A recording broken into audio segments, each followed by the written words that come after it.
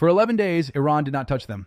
They were sitting there on the ground at Prince Sultan Air Base in Saudi Arabia, 100 kilometers southeast of Riyadh in the open desert. 13. KC-135 Stratotanker refueling aircraft parked on the tarmac, the backbone of the entire American air campaign. The planes that make every Israeli strike on Iran physically possible. Satellite imagery had been tracking them since before the war started. Their locations were known, their numbers were known, the runways they parked on were known.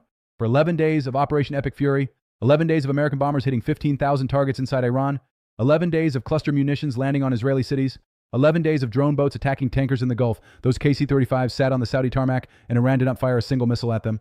On day 14th, Iran fired 5 KC-135s damaged in a single Iranian missile strike on Prince Sultan Air Base. The Wall Street Journal broke the story Friday, citing 2 U.S. officials. The planes were hit while parked. They were not in the air. They were not moving. They were on the ground in Saudi Arabia, a country that has officially stayed out of this war, and Iran put missiles into them anyway. No American personnel were killed. The planes are damaged but repairable. And the total count of American aerial refueling aircraft knocked out of action in this war has now reached 7 in a single week. 5 on the ground in Saudi Arabia, 1 crashed in Iraq with 6 crew dead, 1 with a damaged tail in a separate incident, 7 KC-135s in 7 days. Now ask the question Iran wanted you to ask. Why did it wait 11 days? The answer to that question is the most important thing to understand about how Iran is actually fighting this war.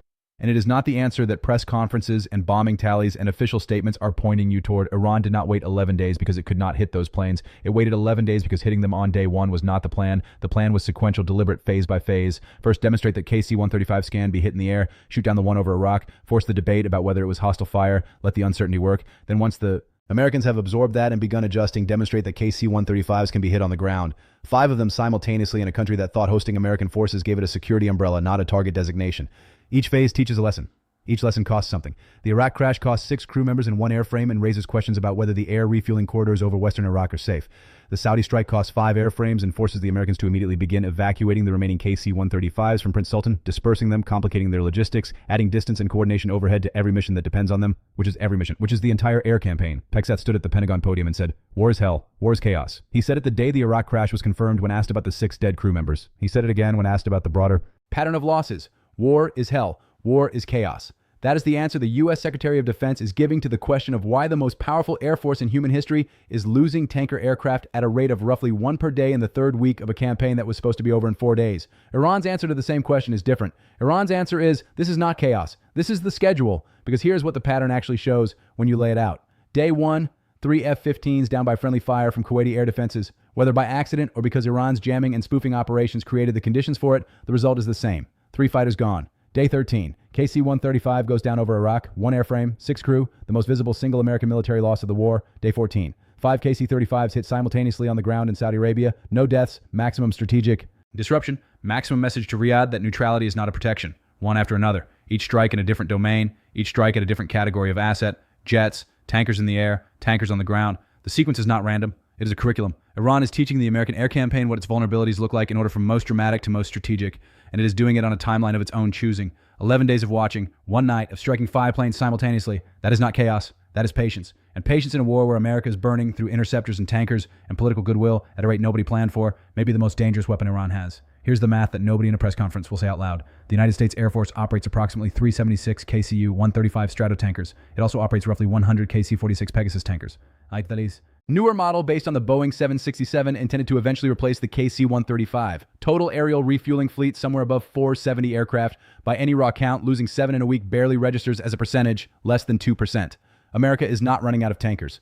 But the math that matters is not fleet size, it is position. A KC-135 sitting at a base in Nebraska is not refueling an F-35 over Iran. A KC-135 at a base in Germany is not extending the range of an Israeli strike package over Tan. The planes that matter are the ones in the right place at the right time with the right fuel load in airspace that is currently safe enough to operate. And what Iran has done in the last 72 hours is systematically attack both the airspace safety and the ground basing of those positioned aircraft. The 5 at Prince Sultan were not random members of the 376-strong fleet. They were the forward-deployed backbone of Operation Epic Fury. They were the ones already there, already prepped, already integrated into the mission planning of strikes happening right now. The U.S. military's response to losing them reveals exactly how critical they were. Within hours of the Wall Street Journal report, separate intelligence monitoring confirmed that the United States had begun evacuating KC-135s from Prince Sultan Air Base, moving them, dispersing them to other locations, which means that not only are 5 damaged and being repaired, The remaining tankers at the base have now been relocated, adding complexity, adding distance, adding coordination, overhead to every air mission that depends on them. Think about what dispersal costs operationally. Before the Saudi strike, an F-35 on a mission to Iran could fly a known route to a known refueling rendezvous. Tank up from a KC-135 at a position that had been used dozens of times in the preceding 2 weeks and continued to target. The crew knew the tanker's position. The tanker knew the fighter's arrival time. The system worked because it had been running repeatedly and the variables were stable. After the Saudi strike, those KC-135s are at different bases, possibly in different countries. The rendezvous coordinates have changed. The communication channels need to be reestablished. The mission planning cycle gets longer. None of this is insurmountable. All of it costs time and attention and fuel and exposure. Iran does not need to destroy the American tanker fleet. It needs to make operating that fleet expensive enough, uncertain enough, and dangerous enough that the tempo of the air campaign slows. Slower tempo means fewer strikes per day. Fewer strikes per day means Iran's remaining military infrastructure, its missile storage, its proxy coordination networks, its coastal anti-ship missile batteries has more time to adapt, relocate, and survive. And the longer those assets survive, the longer the Strait of Hormuz stays closed. The Strait is the economic lever that makes everything else work for Iran. Every day it stays closed, oil prices stay elevated. Every day oil prices stay elevated. America's allies in Europe feel the pressure. Every day European governments feel the pressure. The political coalition, or rather the political tolerance for this war, erodes further. The F1 races in Bahrain and Saudi Arabia have been canceled. The Grand Prix is not a strategic asset, but it is a visible, concrete signal of what this war is costing the Gulf states that were supposed to benefit from American protection. Events canceled, banks evacuating staff, tanker shipping costs tripled, insurance withdrawn, a French soldier dead in Iraq. Iran is not trying to win a military exchange. It is trying to make the cost of continuing the war exceed the cost of ending it. And it is making that calculation for every country currently touching this conflict, not just America. Saudi Arabia did not want this war. Saudi Arabia watched 5 American tankers get hit on its territory by Iranian missiles on day 14. Saudi Arabia is now a target in a war it never joined. At some point, the Saudis will ask the question that Gulf states have been circling around since day one: is hosting American forces making us safer or making us a target? The answer that Prince Sultan Air Base is currently providing is not the answer Washington needs those governments to reach. Iran understands this. It has been calibrating its strikes to make exactly this point without crossing the threshold that would force Saudi Arabia's hand into active participation. No Saudi personnel killed, no Saudi infrastructure hit in this particular strike. Just 5 American planes on Saudi soil damaged being repaired while their colleagues are relocated to somewhere else. The message lands without the consequence that would force a response. That is the most sophisticated part of the strike. Not the missiles, the calibration. Add it up. Not the way a press conference adds it up, the way a war accountant adds it up. Day 1, 3 F-15E Strike Eagles down over Kuwait. All 6 crew ejected safely, because friendly fire from Kuwaiti air defenses cost 3 advanced fighter aircraft, the operational embarrassment of being shot down by an ally. And the first sign that the air defense coordination across Gulf states was not as seamless as the campaign plan required. Daint 1 KC-135 start tanker down over western Iraq. All 6 crew killed, because officially under investigation, not hostile fire, not friendly fire, according to CENTCOM. While Iran's proxy network in Iraq claims the shootdown, and the Islamic resistance in Iraq published a statement taking credit, cost 6 American lives, 1 airframe, and the first confirmed American deaths attributed to a single incident in this war. Day 14th, 5 KC-35 Brunt Strat tankers damaged simultaneously on the ground at Prince Sultan Air Base, Saudi Arabia. No American deaths. Cause: Iranian ballistic missile strike confirmed by 2 U.S. officials to the Wall Street Journal. Cost: 5 airframes under repair, the relocation of the remaining tanker fleet from its primary Saudi basing location, and the demonstration to every Gulf state government watching that their territory is not protected by hosting American forces. It is targeted because of it. 7 tankers in 7 days. That is the headline. But the real story is what it costs to replace what those 7 aircraft were doing.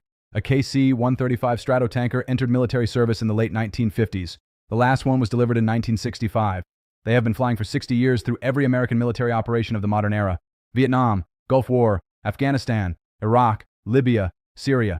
And in all of that time and all of those conflicts, the United States Air Force never lost 7 aerial refueling aircraft in a single week, not once. The tanker has always been the background infrastructure of American air power, essential, invisible, and vulnerable because nobody could reach it. Nobody tried. Iran tried. Iran succeeded. Not completely. The planes are being repaired. The fleet is being dispersed. Operations continue. But the category of invulnerability is gone. The tanker can be hit in the air over Iraq. The tanker can be hit on the ground in Saudi Arabia. The tanker, the thing that makes the entire air campaign possible, the infrastructure that allows an Israeli F-35 to reach Thrawn from Tel Aviv and come back, is now a target in a way it has never been a target before. Every future air campaign planner and every military on Earth is watching this.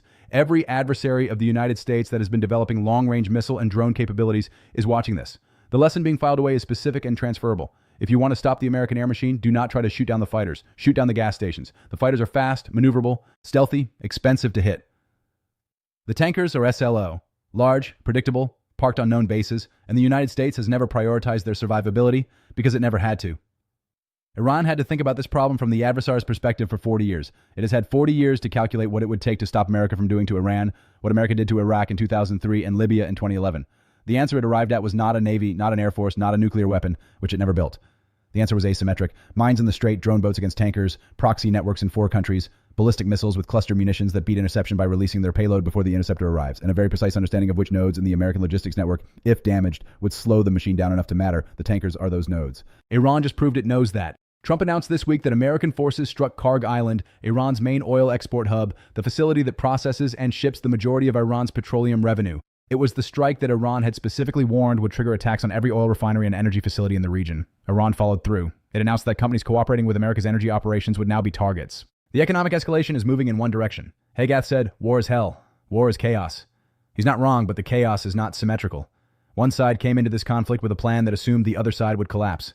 The other side came in with a plan that assumed it would not, and built its strategy around outlasting, not outfighting, the most powerful military in human history. 5 planes on the ground in Saudi Arabia, 7 tankers in 7 days, 11 days of patience before the strike.